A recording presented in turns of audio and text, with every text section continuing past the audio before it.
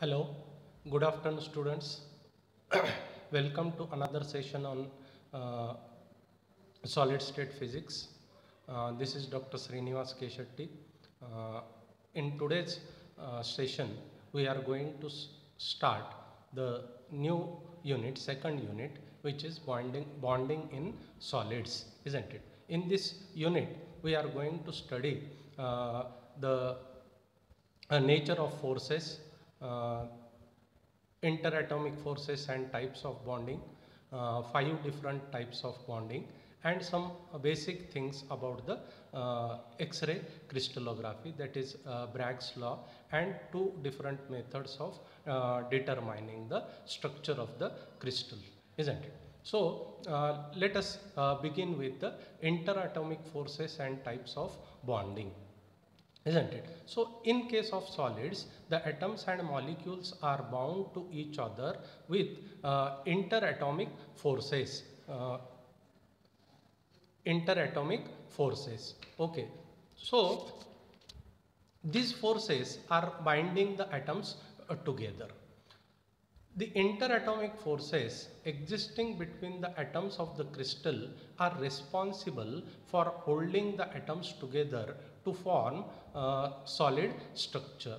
In case of solids, the atoms and molecules are bound to each other. So these interatomic forces are responsible for binding these atoms together, isn't it? So these are attractive type of forces which form a particular type of bond, and the atoms or molecules are confined to their position, isn't it? They cannot leave their position, isn't it?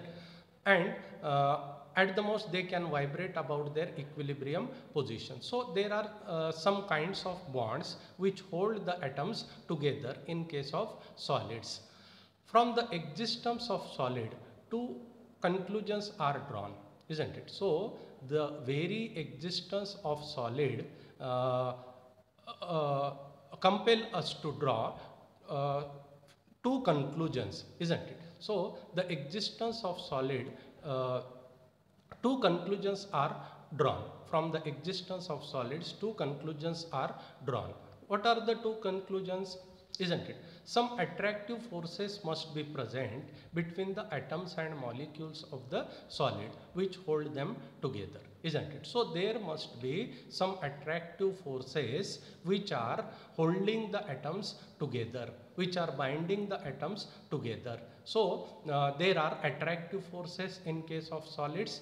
So the very existence of solids force us to draw this conclusion that there are attractive forces in solids, and some repulsive forces must also be present between the atoms and molecules, since a large external pressure is needed to compress a solid to appreciable extent, isn't it? So there are attractive forces and there are repulsive forces. uh, so how we can draw the conclusion that there are existing repulsive forces? We can draw the conclusion that there exists some repulsive forces from the fact that a large external pressure is needed to compress a solid to appreciable extent, isn't it? So we can compress a sponge to an appreciable extent, but we cannot compress a solid to an appreciable extent. So if we try to compress a solid beyond certain range, isn't it? Beyond certain capacity, the atoms are brought very close to each other, and when they are brought very close to each other, they start repelling with each other. They start repelling with each other, isn't it? They do not want to come beyond certain distance closer to each other. So the very existence of solid makes us to draw two conclusions, isn't it? One, there exists some attractive forces. Second, there exists some repulsive forces. To understand the nature of these forces, consider a pair of atoms which is capable of forming stable chemical bond in the solid, isn't it? So in order to understand the forces, isn't it? The forces, there are forces, various types of forces existing in the solids, isn't it? And on the basis of the origin of these forces is the electrostatic attraction between the atoms and molecules, and the crystals are classified on the basis of nature of forces, isn't it? So in order to understand the nature of forces, consider a pair of atoms. Let us consider two atoms, a pair of atoms which is capable of forming a stable chemical bond in the solid. These two atoms are capable of forming a stable chemical bond, isn't it? When separated from each other by a large distance, each atom of the pair is free from the influence of other atoms, and hence potential energy of the system is considered to be zero. If the atoms are separated at a very large distance, they are separated at a very large distance, they are free from the influence of force of attraction of one another, isn't it? That is why we can say that the potential energy of the system is these two atoms, is zero if the atoms are at a very large distance from each other, isn't it? As the distance between the atoms is decreased, if you bring these atoms closer to each other, that is, the distance between the atoms is decreased, they start interacting with each other, which result in changing the potential energy of the system. If we start bringing these atoms closer to each other, the atoms start interacting with each other, isn't it? They may attract or they may repel, isn't it? So they start interacting with each other. So when they start interacting with each other, their potential energy of the system changes, isn't it? So there is a change in the potential energy of the system. The atoms exert two types of forces on one another. The attractive forces arising from interaction of negative. The atoms exert two types of forces on one another, isn't it? They exert two types of forces as discussed earlier. There may be attractive forces or they may be repulsive forces depending upon the distance between the two atoms, isn't it? We will get these things cleared in the due course of time. The attractive forces arising from the interaction of negative electron cloud of one atom with the positive nuclear charge on the other, isn't it? So where from these attractive forces arise? The negative electron cloud of one atom gets attracted towards the positive nuclear charge of the other atom, and vice versa. In this way, when the atoms are brought closer to each other, attractive forces come into play. The magnitude of attractive forces is proportional to some power of interatomic distance r. So the magnitude of this attractive force is proportional to some power of interatomic distance r, isn't it? So they depend upon the interatomic distance, of which power we don't know, but the attractive force is proportional to the distance, isn't it? So which we call it as interatomic distance r. Therefore, the magnitude of attractive force is proportional to some power of interatomic distance r. Similarly, the repulsive forces arises when the distance between the atoms is decreased to such an extent that their electronic cloud start overlapping each other, isn't it? When the atoms are brought very close to each other and their electronic clouds start overlapping with each other, and the Pauli's exclusion principle is no longer obeyed, isn't it? Is no longer valid, isn't it? Is disobeyed, we can say it as. So when the atoms are brought very close to each other such that their electronic clouds overlap with each other, these atoms start repelling each other. The repulsion between the positively charged nuclei also contribute to the repulsive forces. So the electronic cloud of one atom may repel the electronic cloud of other atom. In other way, one atom start repelling the other atom. Similarly, the nuclear charge of one atom may repel the nuclear charge of the other atom, isn't it? So in this way, when the atoms are brought very close to each other and when their electronic clouds are overlapping, the atoms start repelling each other. So this repulsive force is also function of the distance between the two atoms, that is interatomic distance. So we can say that the magnitude of repulsive force is proportional to some power of interatomic distance r. So we have studied there exists attractive force, magnitude of this force is proportional to some power of interatomic distance r, and there exists some repulsive force. The magnitude of this repulsive force is also proportional to some power of interatomic distance r.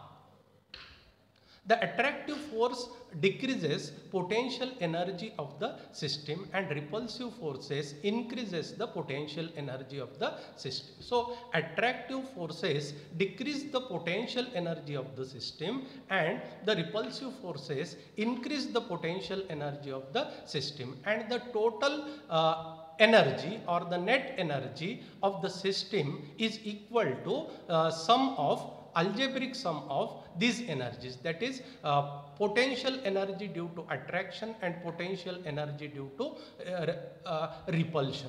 We can write it as the total energy or net potential energy U is equal to U attractive plus U repulsive, or U is equal to minus A upon R to the power m plus B upon R to the power n. This is inversely proportional. Why we are using negative sign for attractive potential energy? Because the attractive forces decrease the potential energy of the system. That is why we are putting negative sign.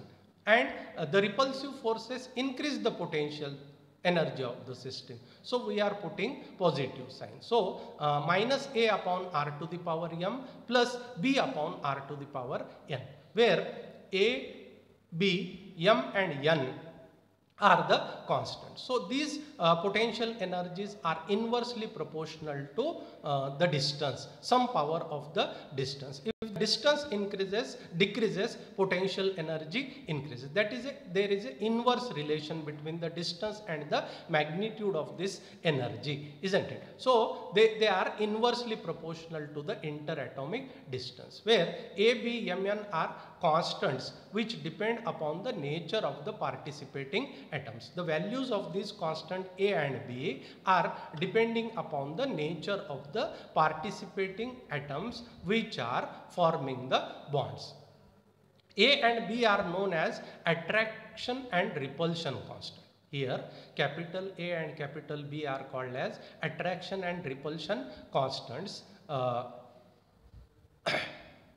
respectively. Equation 1 indicates that the magnitude of both attractive and repulsive energies increase with decrease in the interatomic distance, isn't it? So if you consider only the magnitude of the attractive potential energy and repulsive potential energy, these two energies, the magnitude of these two energies increase with decrease in the interatomic distance, because there is an inverse relation. Okay, so generally n is greater than m. Here value of n, constant n, is greater than m, which indicates that the increase in the repulsive energy is faster than increase in the attractive energy. For very small values of interatomic distance, there is a fast increase in the repulsive energy for very small interatomic distance. So n is always greater than m. The repulsive forces are known as short range forces. So the repulsive forces are called as short range forces because they are effective when the distance between the atoms is too small, very small. It means that the repulsive interaction between the nuclei becomes appreciable only for short distances. The variation of the attractive energy, repulsive energy and total energy versus interatomic distance are shown in figure, isn't it? So the variation of attractive energy, repulsive energy and total energy with interatomic distance is shown in this figure. I will explain this figure. The total energy first decreases gradually as the atoms constituting the pair approach each other, attains a maximum value for the interatomic distance r is equal to r0 and then increases rapidly as the value of r is decreased further, isn't it? At the interatomic distance r0, the energy of the system becomes minimum.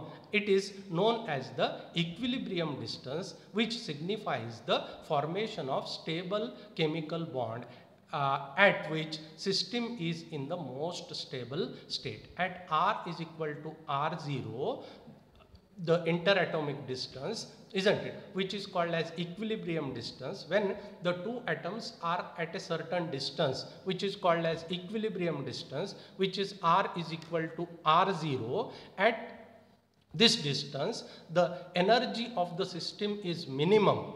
The potential energy of the system is minimum, isn't it? Which signifies the formation of stable chemical bond at which the system is in the most stable state. The system is in the most stable state. So you can see that on the upper side, this indicates the attractive potential energy, which goes on increasing as the distance is decreased. So on x-axis there is a interatomic distance and on y-axis it is potential energy, total energy U of the system, isn't it? Potential energy U of the system. So we find that as the distance is decreased, if you come towards 0, if you come towards the origin, that means you are decreasing the interatomic distance. What happens to the attractive potential energy U? Attractive, it goes on increasing, magnet, and repulsive energy, this is attractive, it is going on increasing, and repulsive potential energy is also going on increasing. At a appreciable distance, at a equilibrium distance, which is here r is equal to r0, isn't it? The total potential energy attains a maximum value, which is here, and beyond, if the atoms are still brought closer to each other, then the potential energy goes on increasing, isn't it? So at this point, at r is equal to r0, the potential energy is minimum. It attains a minimum value. If the atoms are brought still closer, the potential energy goes on increasing. This minimum value of potential energy is obtained at an equilibrium distance r is equal to r0. So at this point, at this distance, the atoms form a stable chemical bond. So at certain distance, when the atoms are brought to a certain distance from each other, if you bring these two atoms to a certain distance, which is called as equilibrium distance, the potential energy of the system is minimum. At this distance, the atoms form a stable bond, isn't it? Stable chemical bond. This is explained in the previous slide. This signifies the formation of stable chemical bond at which system is in the most stable state. The system is in the most stable state, isn't it? Differentiating that equation 1, isn't it? we get F is equal to minus du by dr is equal to minus ma upon r to the power m plus 1 plus nb upon r to the power n plus 1. So the first term gives the attractive force and second term gives the repulsive force. This gives the total force, isn't it? This gives total force. This equation number 2 gives the total force between the two atoms placed at a distance r from each other. The first term on right hand side represents attractive force and the second term represents the repulsive force. The variation of attractive force, repulsive force and total force with interatomic distance are shown in figure.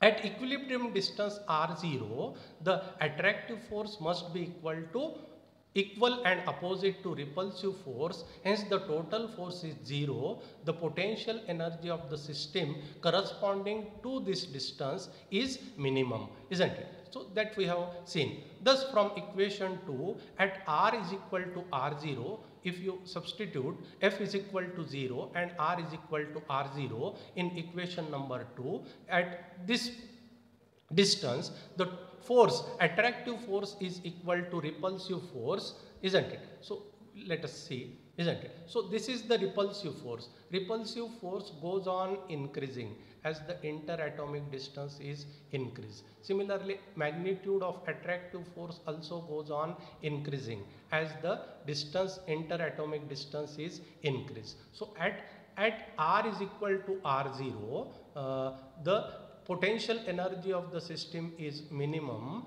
and the force, total force, which is sum of attractive force and repulsive force, is equal to 0. This curve, solid curve, shows the total force, isn't it? Solid curve shows the total force and the total force is equal to 0 at r is equal to r0. So at equilibrium distance r is equal to r0, potential energy of the system is minimum and the force, attractive force, is equal to repulsive force, isn't it? So here a stable chemical bond is formed when the two atoms are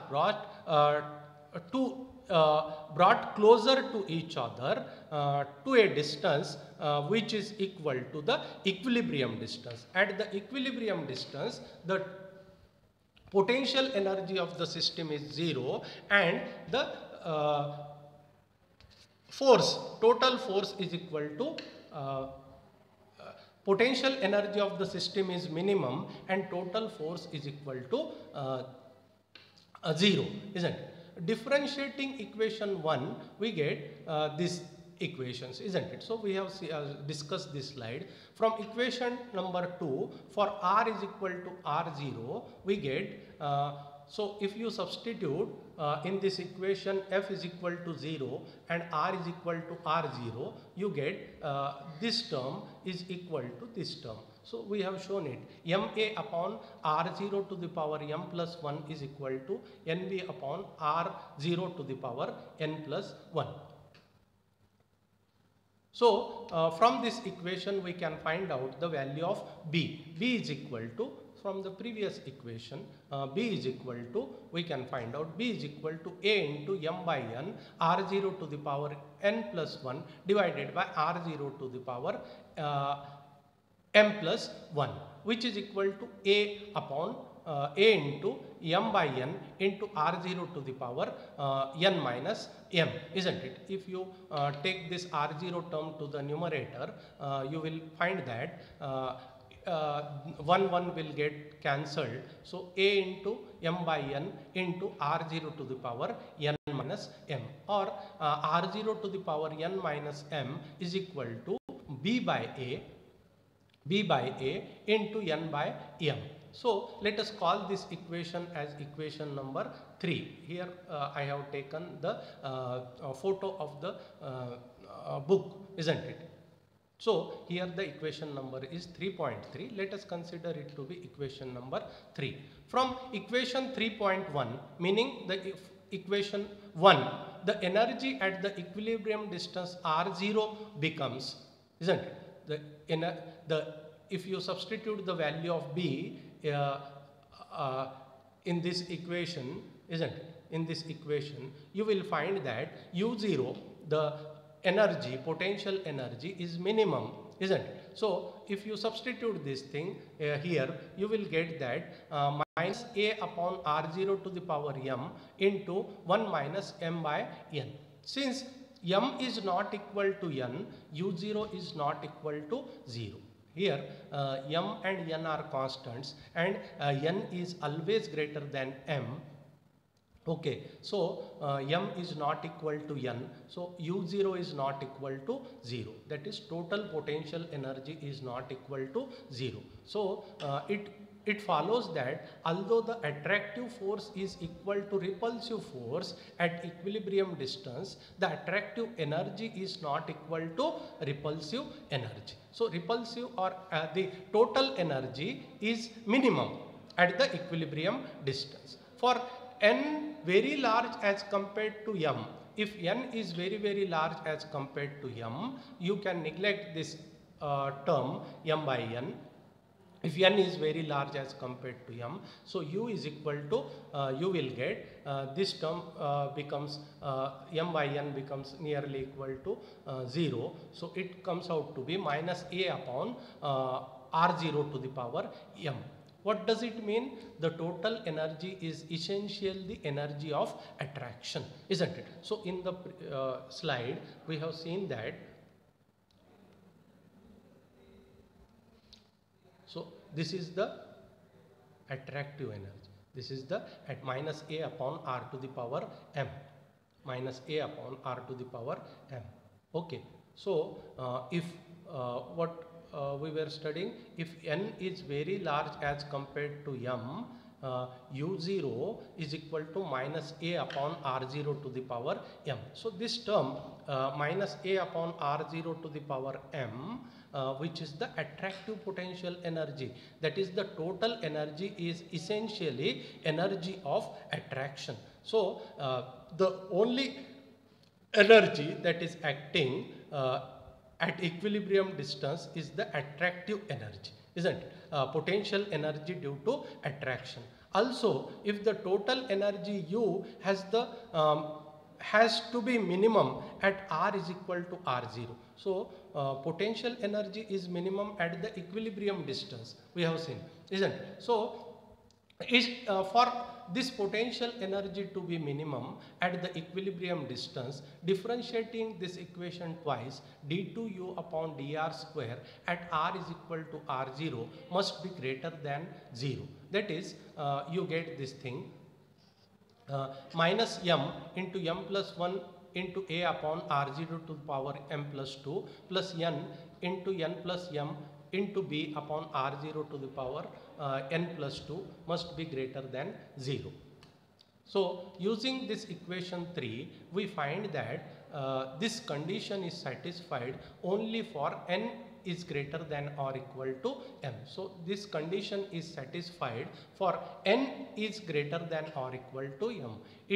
What does it mean? It indicates that the repulsive forces should be of short range than the attractive forces, isn't it? So n is greater than m means that the repulsive forces are short range forces. They act, they come into existence, they act when the atoms are brought very close to each other such that the electronic clouds of the two atoms overlap each other, isn't it? So then the repulsive forces become prominent, isn't it? So n is greater than m indicates that the repulsive forces should be of the shorter range than the attractive forces. The energy U0 at the equilibrium distance R0 is called as binding energy, isn't it? So the energy U0 at the equilibrium distance R0, this U0, which is minimum at the equilibrium distance R0, is called as the binding energy. What is the binding energy? The energy which binds the two atoms together. The energy U0 at the equilibrium distance R0 is called as binding energy or the energy of cohesion. Cohesion means binding. Cohesion means to bind together, to join together, isn't it? So the energy of cohesion or dissociation energy of the molecules, isn't it? Why dissociation? This much energy is to be given to the two atoms to separate them from each other. This much energy is required to separate the atoms of the diatomic molecule to an infinite distance apart. This is generally of the order of few electron volts. This energy is of the order of few electron volts. Electron volts is the unit of energy which is used to represent the energy at the atomic scale, or the in case of the atoms, isn't it? It is a very small unit, isn't it? So this is generally of the order of few electron volts. The cohesive energy may also be defined as the energy released when the two atoms are brought close to each other at the equilibrium distance r0. So this cohesive energy or the binding energy is nothing but the energy released when the two atoms are brought to equilibrium distance from each other, to a distance equal to equilibrium distance r0. Larger the energy released, more stable is the bond. If large amount of energy is released when the atoms are brought closer to each other, the bond is more stable. And hence, more stable is the crystal. If the bonds are stable, crystal is automatically more stable. So we have studied what is meant by the equilibrium distance, binding energy, or cohesive energy, isn't it? So there are different types of bonding. The above discussion does not take into account the detailed nature of charge distribution in the atoms. We have not considered the charge distribution in the atoms. Different charge distribution gives rise to different types of bonding. So the bonds are formed depending upon the charge distribution. They are divided into 5 classes. The bonds are divided generally into 5 classes. Some atoms show mixed type of bonding also. So broadly they are divided, these bonds are divided into 5 classes: atomic ionic bonding, covalent bonding, metallic bonding, hydrogen bonding, and van der Waals bonding. So these 5 bonds are ionic bond, covalent bond, metallic bond, hydrogen bond, and van der Waals bond. We are going to discuss these bonds, the nature of these bonds, the nature of electrostatic attraction in the due course of time. Based on the bond strength, atomic bonding can be grouped into primary and secondary bonding. So depending upon the bond strength, the bonds are grouped into primary and secondary. Some are called as primary bonds and some are called as secondary bonds. Primary bonding have bond energies in the range 0.1 to 10 electron volts. So which are called as primary bonds, where the bond energy is the range of bond energy is 0.1 to 10 electron volt per bond, isn't it? So which are the primary bonds? Ionic bond, covalent bond, metallic bond is an example of primary bonding. On the other hand, secondary bonding has energies in the range 0.01 to 0.5 electron volt. These are weak bonds, isn't it? So these are called as secondary bonds. The binding energy is very small, 0.01 to 0.5 electron volts per bond. Hydrogen bond and van der Waals bond are the examples of secondary bonding. So there are 5 bonds: ionic bond, covalent bond, metallic bond. They are called as primary bonds. Their binding energy ranges from 0.1 to 10 electron volt. Secondary bonds are hydrogen bond and metallic bond. Their binding energy, bond energy per bond ranges from 0.01 to 0.5 electron volts, isn't it? So some materials may exhibit mixed type of bonding also. In certain crystals, the valence electrons are transferred from one atom to another during bond formation. In certain crystals, valence electrons from one atom are transferred to the other atom. In some crystals, sharing of electrons take place. Two atoms may share equal number of electrons with each other to form a certain kind of bond. So, in some crystals, there is a transfer of electron from one atom to another atom.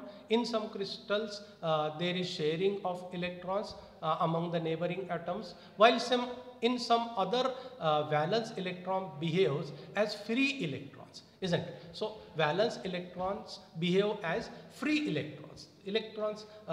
We will discuss this thing in case of metallic bond, isn't it? So, the electrons are called as electron gas, where we call it as a electron gas, isn't it? So, electrons behave as free electrons, isn't it? And move from one part of the crystal to another. These electrons, free electrons, behave like a mobile glue. Glue means the material which sticks to different objects, isn't it? So these electrons behave like a mobile glue, isn't it? So in case of metallic bond, these electrons, free electron, behaves as mobile glue. The interactions or bonds may be broadly classified as ionic bond. In case of ionic bond, there is a transfer of valence electron. For example, in case of NaCl, in covalent bonding, there is a sharing of case of diamond, isn't it? In metallic bonding, free nature of valence electrons, isn't it? Electrons are free electrons, like in case of Ag and Co. Van der Waals bonding, electrons remain associated with the original molecule like solid nitrogen, and in hydrogen bonding, as in case of ice, isn't it? So these are the different kinds of interactions taking place, which gives rise to different kinds of bonds, isn't it? So we will discuss these 5 types of bond one by one in the subsequent sessions, isn't it? So we come to the end of the session. So in today's lecture, we have studied the interatomic forces and types of bonding. So what are the interatomic forces existing between the two atoms, isn't it? Attractive and repulsive force, attractive potential energy, repulsive potential energy. Then when a bond is formed between the two atoms, what happens to the attractive potential energy? Maybe attractive potential energy, repulsive potential energy, total potential energy of the system, then attractive force, repulsive force and total force, and what happens at the equilibrium distance when the atoms are brought closer to each other at a distance equal to equilibrium distance. So at this juncture, isn't it? So we will stop here. In the next session, we will study different types of bonds. Till then, goodbye, take care, like, share and comment on our videos, and press the bell icon so that you can receive the notifications. Thank you very much.